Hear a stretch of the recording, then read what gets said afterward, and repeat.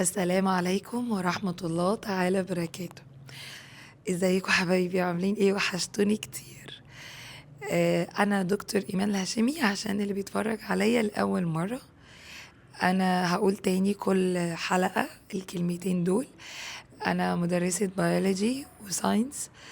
مش عالمة دين ولا حاجة، ولكن انا بالحلقات دي بتكلم مع اولادي. آه، بتكلم معاهم في شوية حاجات عشان يقدروا يقفوا على، يعني يقدروا يقفوا على رجليهم، ويقدروا يعني يحموا نفسهم.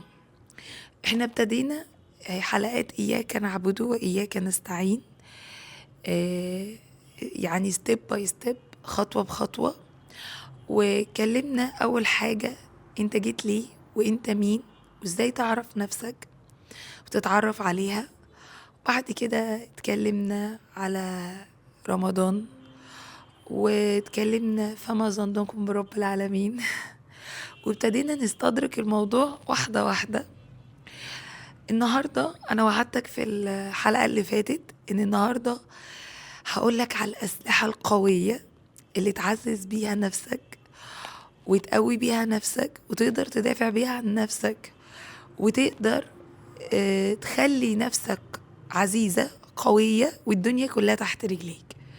سبحان الله عليه العظيم. أسلحة تخليك شخص متزن، تخليك شخص حكيم، تعرف تفكر وبالراحة بهدوء من غير توتر، تخليك تقرب أكتر من رب العباد، تخليك أكتر تعرف مين رب العزة. كل الأسلحة دي مش جاية مننا، دي جاية من رب العباد، هو اللي علمها لنا وعرفها لنا. تعالى ما أقولك النهاردة إيه الأسلحة ديت. الأسلحة دي قوية جدا. أنا كإيمان فرقت قوي في حياتي لما عرفتها. أنا عرفتها برضو من مدرس، وعرفتها من حلقاتي في الدار، وربنا علمهاني خطوة بخطوة. بس أنا كان ليا مدرس كان دايما لما نيجي نشتكي أو حاجة يقول لنا استغفروا، ادعوا. كنتش فاهمة اللي هو بيقول عليه خالص. أنا بقى جاي النهاردة أفهمهولك ايه أسلحة الدفاع عن نفسك، ايه أسلحة اللي ممكن تغير حياتك للنقيض حرفيا، من فوق لتحت، من أقل أدنى الشيء لأعلى شيء، بجد، معنويا وماديا وكل حاجة، وجسديا وصحيا. عارف، واحد تاني خالص، واحد انت كنت نفسك فيه وبتتمناه هيبقى موجود بالأسلحة اللي هقولك عليها دي. أول سلاح الاستغفار. الاستغفار يعني ايه الاستغفار؟ الاستغفار ان انا بستغفر ربنا عن كل ذنب بعمله، ده اللي انت عارفه.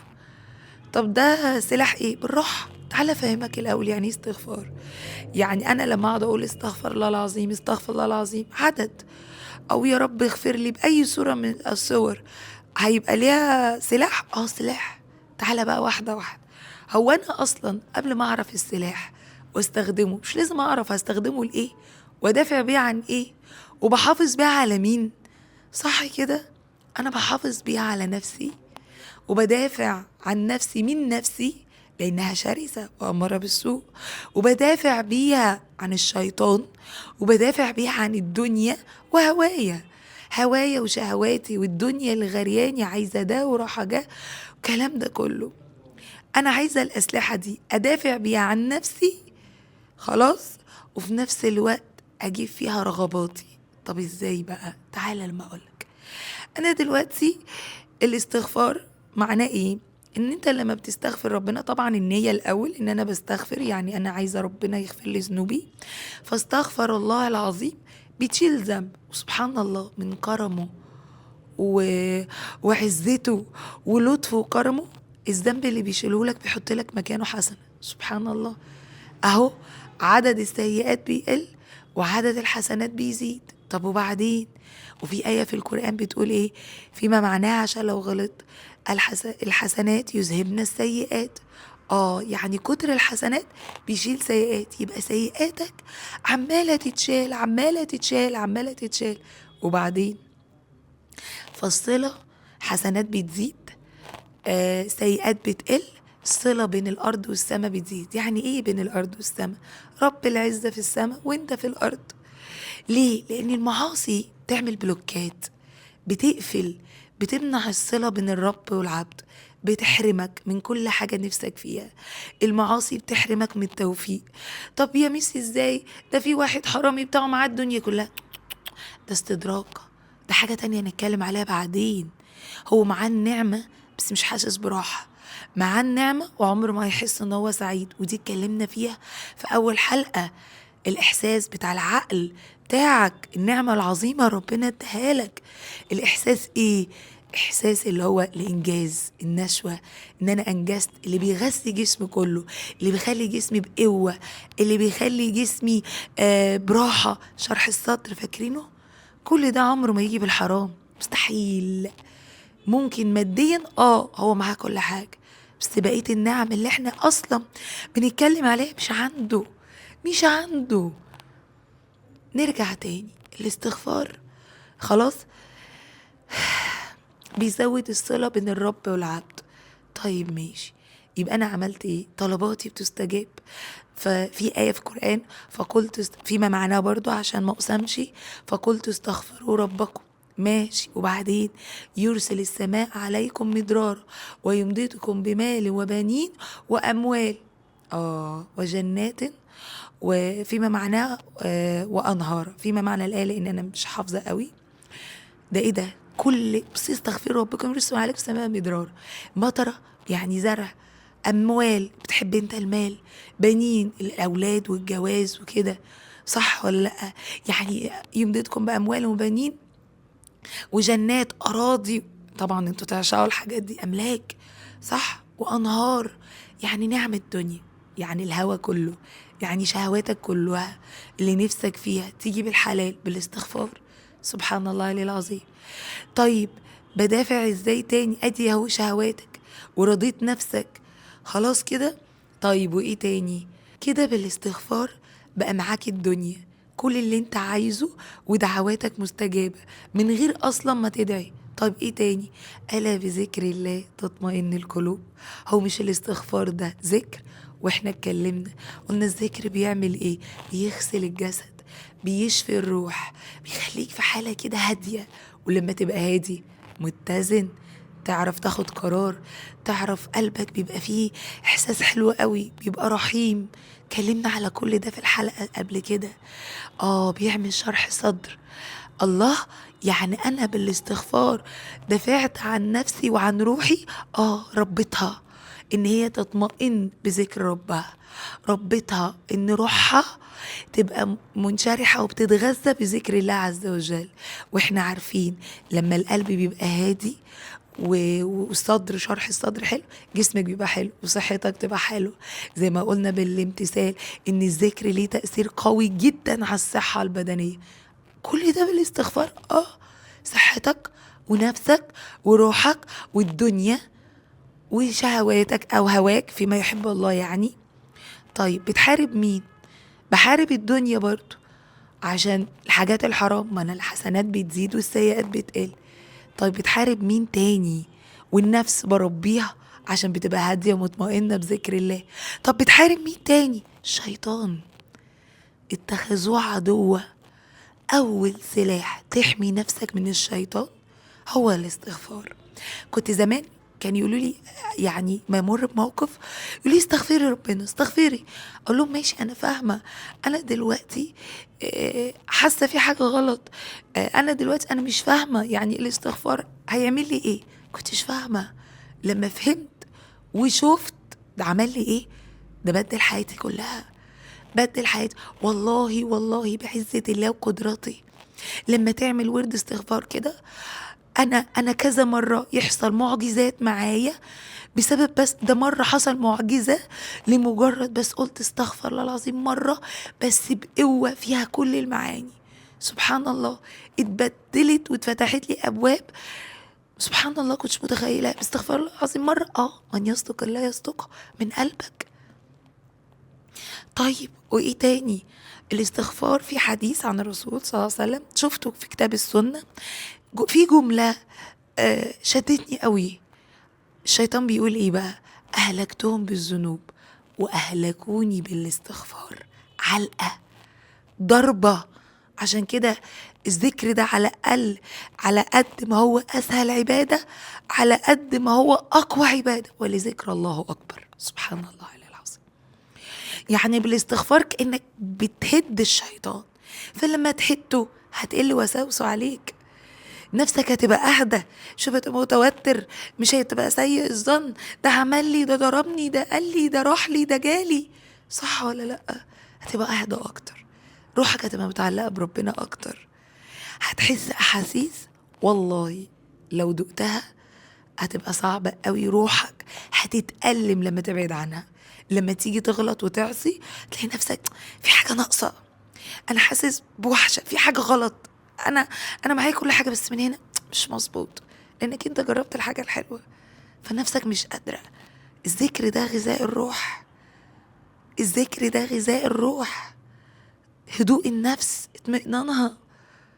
يبقى ده أول سلاح دفعت بيه عن نفسك وعن نفسك، يعني دفعت بيه عن نفسك ومن نفسك، ده الأصح، لأن النفس أمارة بالسوء.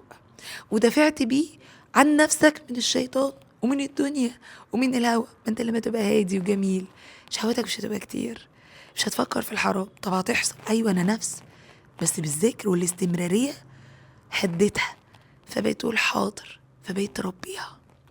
ادي اول سلاح.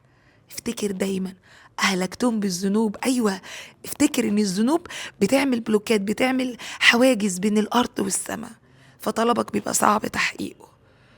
ده مين بقى؟ الشيطان. اهلكتم بالذنوب اهلكوني باستغفار. عارف اللي هو ايه؟ طرقعتله، ضربته كده باسلوبكم وانتوا بتتكلموا، اللي هو انا بص معرفش ايه. اعتقد الشيطان هو اولى ان احنا نعمل معاه كده. مفيش آية في القرآن، مفيش سورة اللي لما لقيت كذا مرة ربنا اتخذوه عدوا. اصل هو انا اتطردت من الجنة، مش هخش النار لوحدي، حقود حسود زي واحد كده متربص لك، فمش هيسكت. فشلت من اليمين هيروح لك من الشمال. خليك حريص وواعي. طيب تعالى نتكلم بقى على تاني سلاح. ايه هو؟ الدعاء. نعم، الأول قبل ما نتكلم على الدعاء أو بالأخص المناجاة، تعالى أعرفك يعني إيه دعاء. دعاء ليه 3 مواطن الاستجابة. دعاء إن أنا بدعي ربنا في حاجة نفسي فيها، في 3 مواضع لاستجابة الدعاء. أولا ربنا بيقول إيه في سورة البقرة آية 186، واعذروني لو أنا قلتها غلط لأني أنا لسه بتعلم. وإذا تقريبا يعني وإذا سألك عبادي عني فإني قريب أجيب دعوة الداعي إذا دعاني. ياه، فإني قريب.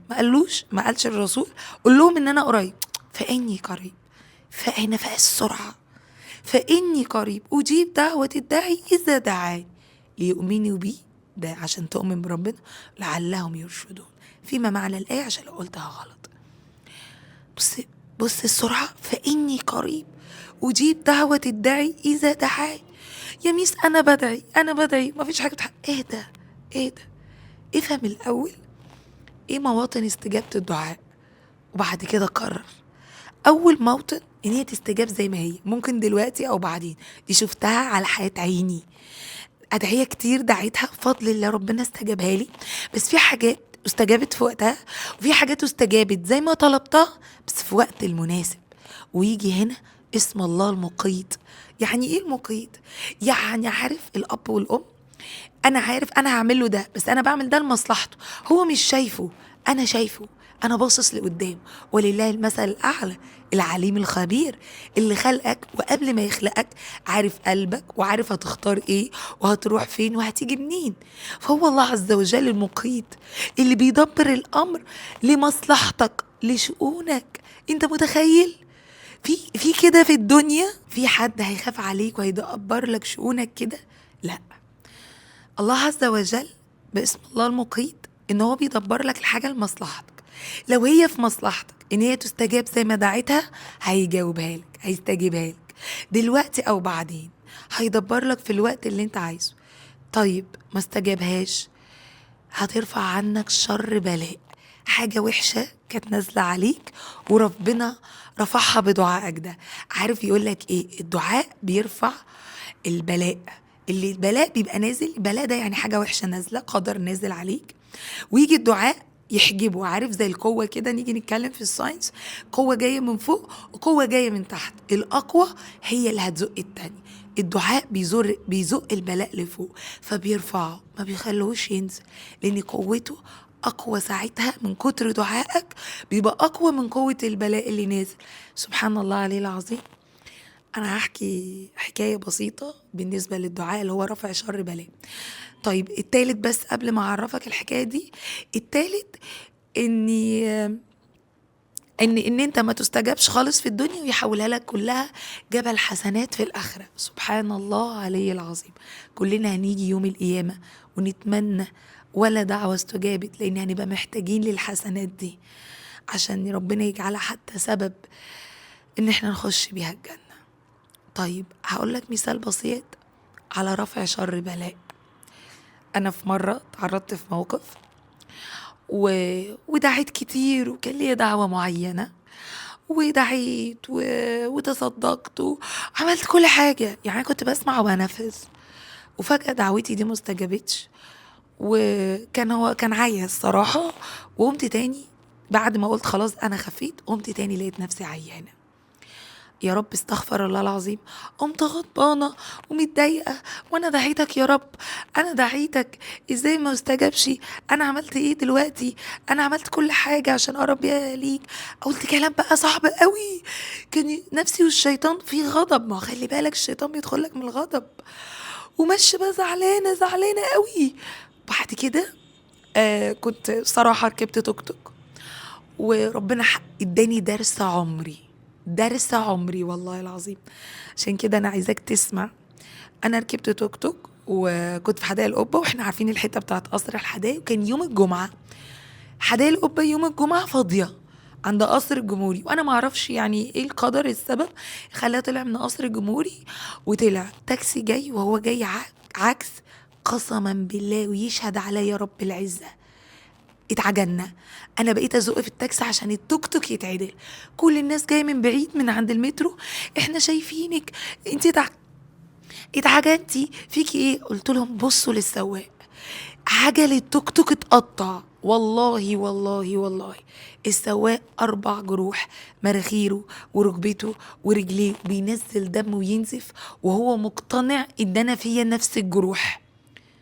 طب انا حصل لي ايه؟ والله ولا كدمة. أنا بقيت قاعدة مسهولة، واللي يسمعني وكان عارفني وقابلته اليوم ده، كنت أنا راحت يعني سيشن، قعدت ساعة ما اديتش السيشن، ما اديتش المحاضرة، قعدت ساعة ببرق مش مستوعبة. ربنا كان عايز يقول لي شفتي دعائك رفع شر بلاء. احنا مش بنمن على ربنا ان احنا بندعي، انما انا دعيتك يبقى انت واجب عليك تؤمر؟ لا، هو يستجيب لك لانه بيحبك، صح؟ وكان فضل الله عليك ايه؟ عظيمة فيما معناه، صح ولا لأ؟ لما بعمل الحاجة عشان أنا بحبك، خلي بالك غضب الله عز وجل قوي وهنتكلم عليه بعدين، بس أنا بحب أعرفه، ولازم أعرفك. أنت هتعرف حد وتقرب منه من غير ما تعرفه وتعرف صفاته؟ رب العزة العزيز الملك اللي بيحب عباده، اللي خلقهم عشان يكرمهم، وقال لقد كرمنا بني آدم. سبحان الله عليه العظيم. الدعاء، تعالى بقى نتكلم في الدعاء ازاي.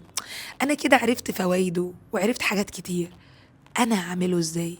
ايه يا مس اللي انت بتقوليه ده؟ هقول يا رب قول لي في بالي. تعالى، المناجاة. يعني ايه المناجاة؟ بشكي رب العزة باللي جوايا، لما افرد سجادتي واقعد قول له انا عملت، انا سويت، قول له اللي تستحي وما تستحيش منه. انا مشاعري كذا، انا يا رب نفسي مش لاقيها، يا رب نفسي اقرب منك بس مش عارف، يا رب عرفني بيك، قربني ليك، كلمه واحكي له فلان عمل لي وفلان ظلمني وفلان قال لي، قلبي وجعني يا رب. والله العظيم القعدة دي بس تبتدي الأول بإن أنت تحمد ربنا يعني، وتصلي على الرسول صلى الله عليه وسلم كده، قول اللي أنت عايزه والاستغفار. والله العظيم، والله لو فيك إيه، القعدة اللي أنت هتقعدها دي هتقوم بمشاعر وإحساس بعزة وسند وجبر فعلي ومشاعر، الاتنين معنوي ومادي، وجبر وعاطفة وقلب هادي، قلب مصايب الدنيا كلها بتحصل قدامه وقلبه هادي متزن فرحان، كان حد طبطب عليه، حد من عليه، حن عليه، الحنان المنان. والله العظيم القعدة دي هتقوم بمشاعر، ورب العزة اللي ما فيه أغلى منه ما هيكفيها البشر كله لو اجتمعوا ان هم يدوها لك. ابويا، اخويا، زوجي، معرفش مين، لو اجتمعت الدنيا كلها عشان تديك المشاعر دي مش هتديها لك زي رب العزة. انما امره اذا اراد شيئا ان يقول له كن فيكون. مين؟ رب العزة. القلوب بين اصابعه يقلب القلوب كما يشاء وكيف يشاء. هيعمل ايه؟ هيخلي قلبك ازاي؟ انت جيت، فاكرين الحلقة اللي فاتت فما ظنكم برب العالمين خيرا يا رب؟ انت جيت على الباب اللي عمره ما يتقفل، جيت عند حد عمره ما هيمل انه يسمعك، عمره ما هيغفل، عمر ما الدنيا هتاخده ولا الحياة، ان هو الحي القيوم. سبحان الله عليه العظيم، اللطيف اللي ملناش غيره. صح؟ مين ينصرك؟ ينصرني ايه بس؟ ايوه انت ممكن، والله بنجاتك ربنا دي من ابسط شيء لاعلى شيء حياتك بتتبدل. عارف كمان مع الاستغفار، انا نسيت اقولك الموضوع ده، تيسير في حياتك مش طبيعي، والله تيسير مش طبيعي.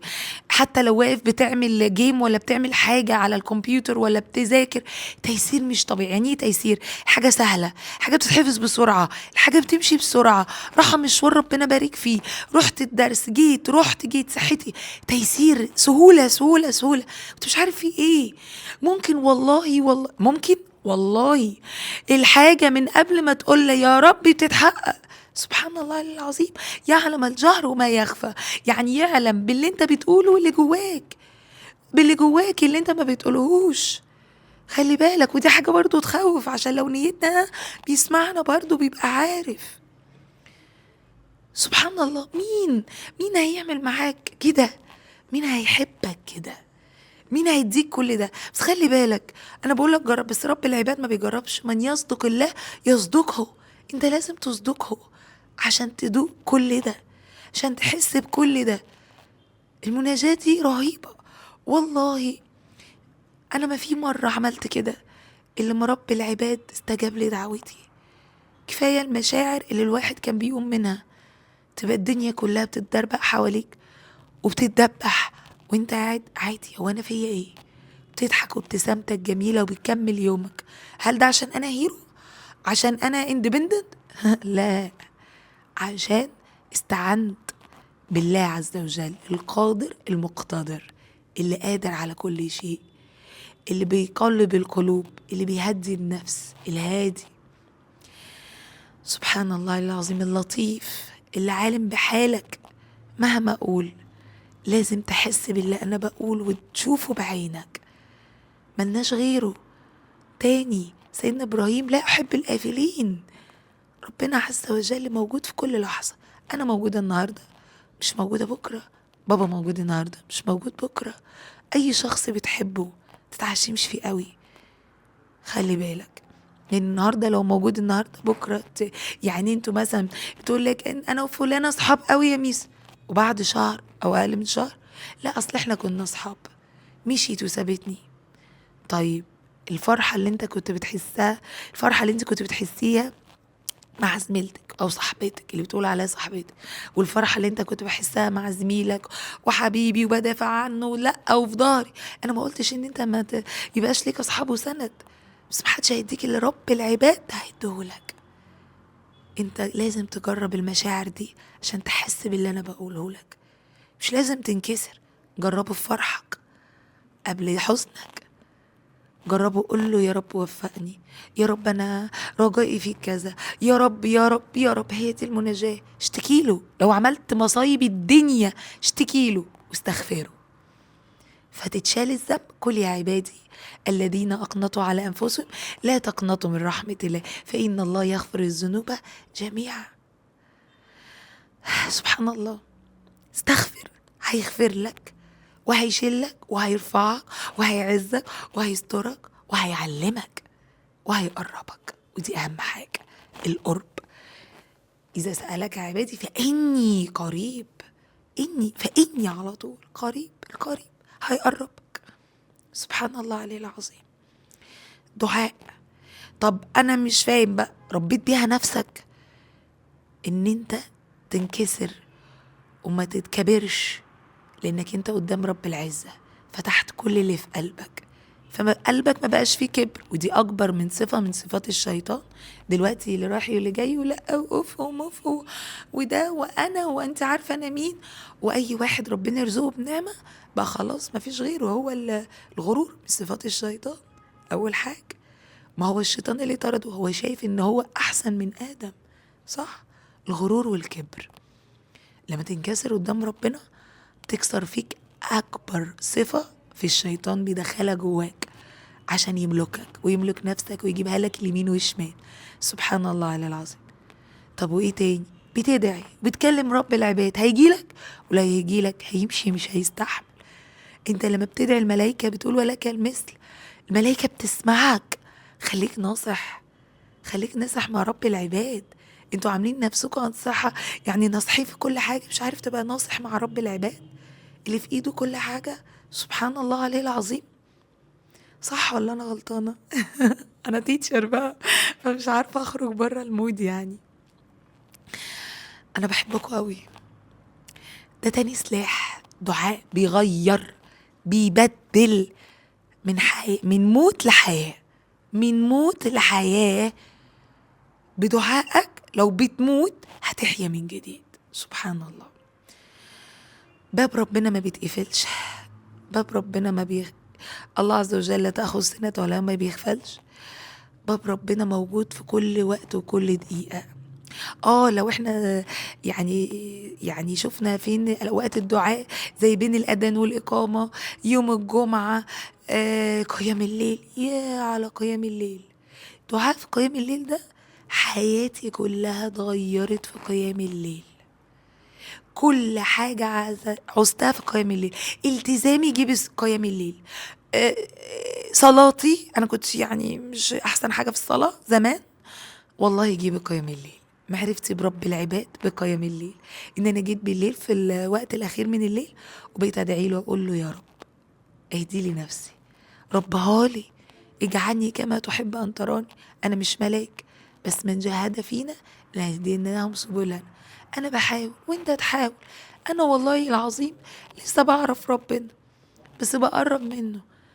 حبه عشان تعرفه، ولما تعرفه هتحبه وهتخاف منه رهبة ورغبة. لسه بعدين نتكلم عن الموضوع ده. طيب ايه بقى السلاح الأخير؟ هو أسلحة الله عز وجل كتير على فكرة، بس دي البدايات اللي غيرت حياتي وبدأت خطوة بخطوة، فتحت لي أبواب وبدأت أعرف بيها ربنا. أنا لسه في الأول زيكم ببتدي أعرف ربنا. سبحان الله عليه العظيم. السلاح الثالث اللي هتكلم عليه النهاردة الصدقة. الأول الدعاء، ما احنا قلنا بيربي النفس، عشان بس تبقى عارف وعارفة ازاي أنا بدافع بيهم وبغذي بيهم نفسي. الدعاء بيغذي النفس، بيغذي الروح، خلي قلبك هادي، خلي مشاعر حب وهدوء. طبعا خلاص اتكلمنا عليها كتير، خلاص يعني اهو ناحية الروح والنفس والتربية. هيعمل ايه؟ الدعاء بيجيب لك الدنيا وبيظبطها لك وبيظبط لك امورك واولوياتك وشهواتك، وهيبعد عنك الشيطان زي ما حكيت لك.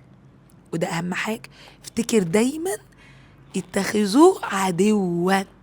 ده حد قاعد متربص لك عشان تخش النار. بس خلي بالك إن كيد الشيطان كان ضعيفا فيما معنى الآيات. انت أقوى، نفسك أقوى، بس عشان كده هو بيحاول يملك النفس. وهنتكلم في حلقة كاملة هو بيعمل ايه وازاي يملكك رغم ان كيده ضعيف. عشان كده في حاجة اسمها خطوات الشيطان. طيب السلاح الأخير واللي بيهد الشيطان هد علقة زي الاستغفار، أهلكتهم بالذنوب فأهلكوني بالاستغفار، صدقة. يا نهاري، تلاقي قلبك مقفول، تلاقي حياتك متبرجلة، تلاقي في حاجة غلط، صدقة. أول حاجة هو رب العباد تنزل على جسمك بالهدوء والسكينة والصحة. داووا مرضاكم بالصدقة. اللي عنده مرض خطير الصدقة عن تجربة. اللي عايز قلبه يهدى الصدقة. اللي ابنه تعبان ومضايقه وعنيد الصدقة. عايز تغير سلوك فيك الصدقة. عايز أي حاجة الصدقة. عملت ذنوب كتير الصدقة تطفي غضب الرب. طيب صحتك مش أحسن حاجة، شخصيتك مش أحسن حاجة، مش موفق، الصدقة بترفع وتغفر وتدفع، كله استغفار، وبتهدي غضب ربنا وبترفع شر بلاء، وبتشفي مرض، وتحيي روح، تحيي روح، بتحيي روح والله العظيم، وبتشفي جسد، بتشفي قلب.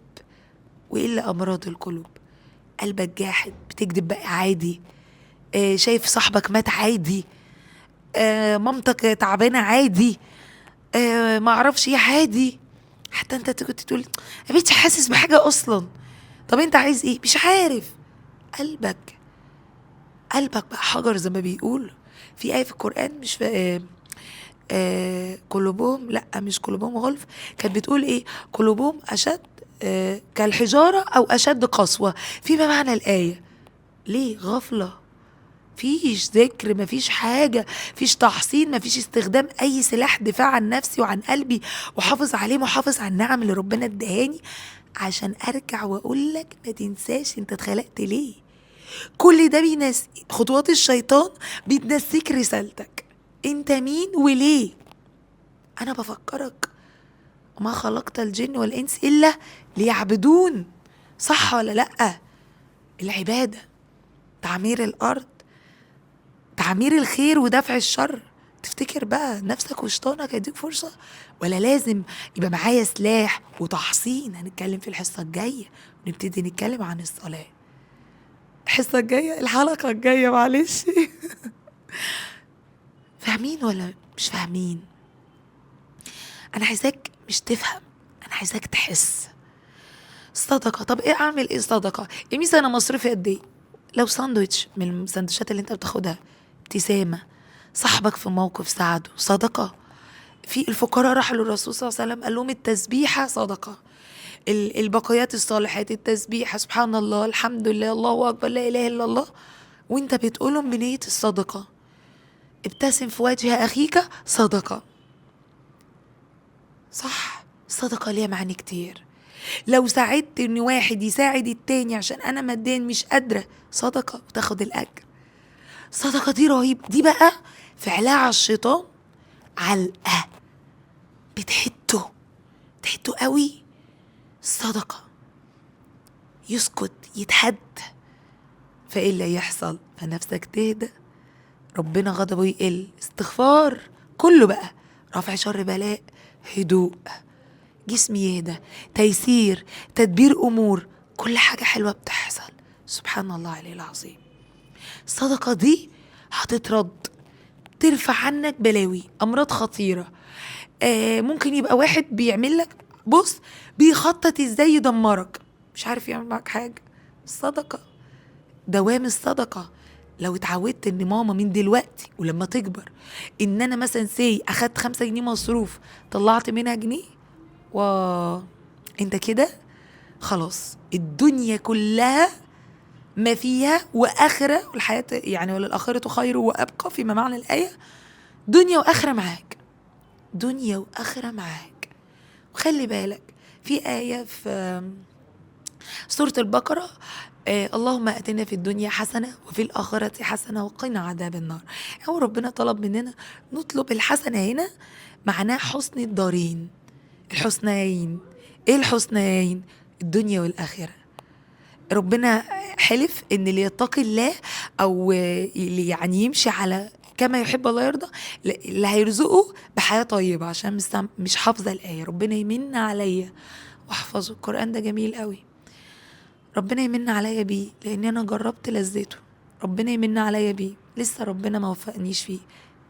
ساعات سلب الطاعات لما تحس بطعمها عقاب.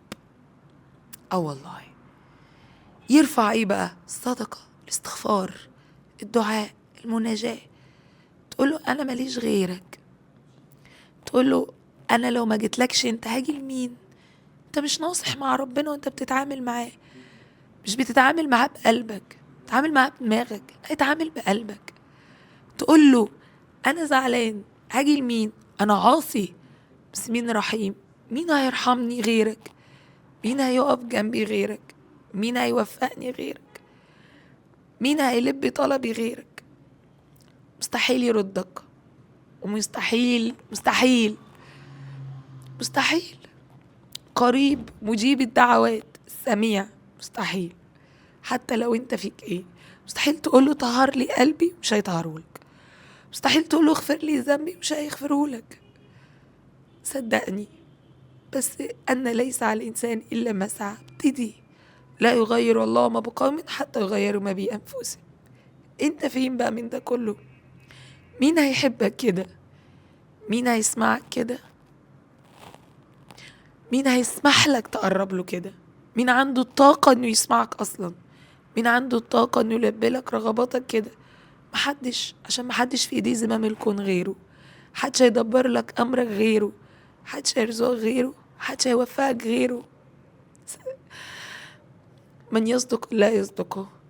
انا بحبكوا قوي. مش لازم نمر بمواقف صعبة عشان نحس.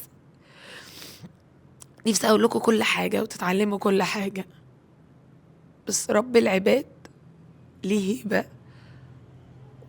ويعني ساعات بخاف منه، بس رحمته بتهدي قلبي. ببقى واثقة دايما ان هو هيقف جنبي بجد. الأسلحة دي بداية نصرك، وبداية إعادة تركيبك، وبداية بناء شخصيتك، وبداية معرفتك لربك. لازم تطهر قلبك وروحك وعقلك، وتعرف مين ربك، وما تنساش انت مين وجيت ليه، عشان تقدر تقف وتبقى قد الرسالة. وللآخرة خير وأبقى. حياة الآخرة أبقى. ورغم كده سبحان الله ربنا وعد انه هيدينا خير الدنيا والآخرة. صح. وعد الله حق. وعد الله حق. مستحيل. مستحيل. خليك مع ربنا، متتعشمش في حد، وحب كل الناس، بس حب ربنا يبقى أكبر. تعلقك يبقى برب العباد بس. همك على زعلك يبقى لربنا بس. ده هيجي واحدة واحدة. لما تبتدي تحس بيه، تحس بوجوده، تحس بلطفه ومنه وخوفه عليك، تفتكر بعد كله مين هيعمل كل ده عشانك؟ مين؟ هو لو ألهمك ان انت تستغفرك وان انت تسمعني اصلا، ده كده ربنا بيحبك. ربنا خلاني اقعد هنا واتكلم، ربنا بيحبني. داني نعمة بس ما يسلبهاش مني، لعلها المنجية. واي حاجة فرصة تجيلك ان انت تعملها لله، قول من جواك لعلها المنجية. لعلها المنجية. لما تحس ان نفسك اتقطع، افتكر اياك نعبده واياك نستعين. الله المستعان، ماليش غيره. ماليش غيره فعلا. خد نفس وقول الله المستعان دائما وابدا. طولت عليكم النهارده، بس كان لازم التلاتة مع بعض، عشان دي بداية أول سلمة. المرة الجاية هعلمك ازاي بفضل الله ومنه علينا هيعلمنا التحصين. ازاي احصن نفسي واحميها. انا كده معايا ايه؟ ما هو انا الوقاية خير من العلاج. معايا الأسلحة وحصن نفسي الحصن، فمش هيبقى سهل أبدا إن يحصل لي اختراق أو يتسيطر علي. بحبكم قوي قوي. يا ريت الكلام اللي أنا نفسي أقوله وصل لكم. خلي بالكم على نفسكم قوي. ربنا يرضي قلبكم ويحبكم ويرضى عنكم ويرزقكم خير الدنيا والآخرة، ومن عليكم بالفهم وأنا معاكم، ويغفر لنا ويرحمنا ويهدينا ويرزقنا الجنة يا رب، ويبقى راضي عننا، عشان لما يبقى راضي عننا الدنيا كلها تبقى في ايدينا، الدنيا والآخرة. خلي بالك ربنا بيحب قوي اللي بيحبه واللي بيقرب له، وبيحب قوي. يعني الشيخ محمد غليظ كان بيقول ربنا بيحب العبد اللي هو اصلا نفسه في الدنيا عايز يعمل ده حرام وده حرام، وبيجتهد وبيروح له يقول له يا رب انا عايز ده، بس انا عايز اقرب لك انت، ساعدني. تفتكر هيسيبك؟ ابدا. خلي بالكم على نفسكم، بحبكم قوي. وما تنساش حياتك كلها في آية واحدة: إياك نعبد وإياك نستعين. سلام عليكم.